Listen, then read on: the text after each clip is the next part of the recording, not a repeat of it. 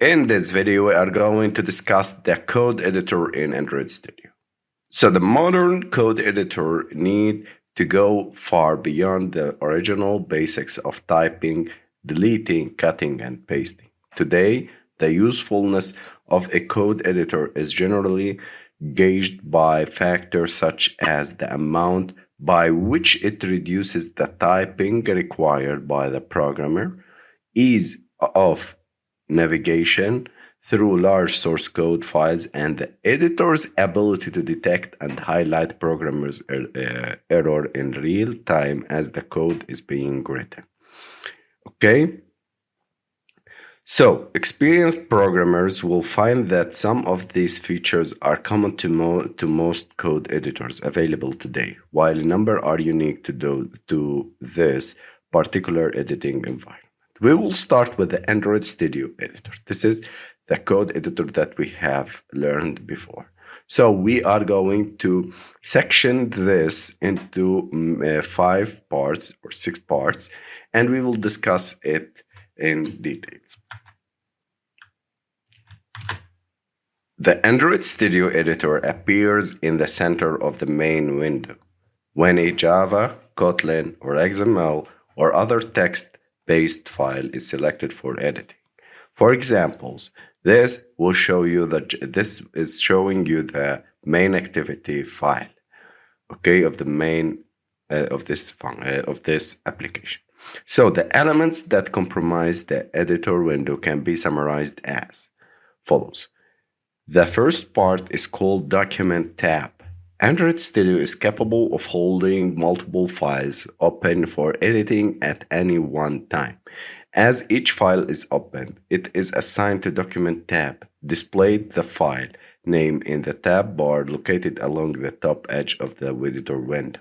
So, in this case, we have the main activity.java file and the activity underscore main.xml.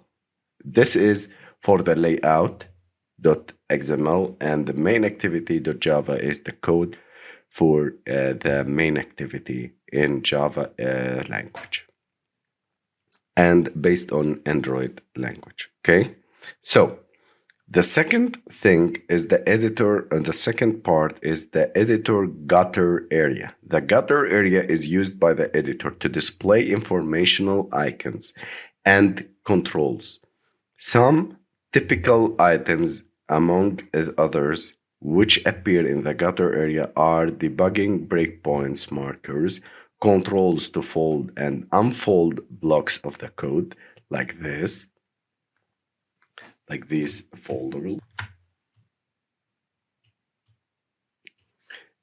and bookmarks like this, like you can make a bookmark, your own bookmark, change the markers and the line numbers, like these are the line numbers, and switch it by default. You may be disabled by right clicking on the gutter and select show the line numbers menu option. Okay, this is very simple. The third part is the code structure location. This bar at the bottom of the end is the editor displays the current position of the cursor. It relates to the overall structure of the code. So this is like a navigation or the hierarchy of the class or the method or the code. Okay, so you can get inside it, and this is for informing you and remembering you where you are doing and where you are coding and where is the last step you finished inside coding. So the fourth section is the editor area. This is the main area where the code is displayed, entered, and edited by the user. Later, we will learn about the key feature of the editing area in details. The fifth section is the validation and marker sidebar. Android Studio incorporates a feature referred to as on-the-fly code analysis. What this essentially means is that as you are typing code, the editor is analyzing the code to check for warnings and syntax error. The indicators on at the top of validation sidebar will update in real time to indicate the number of errors and warnings found as code is added. And this one will be displayed in this area.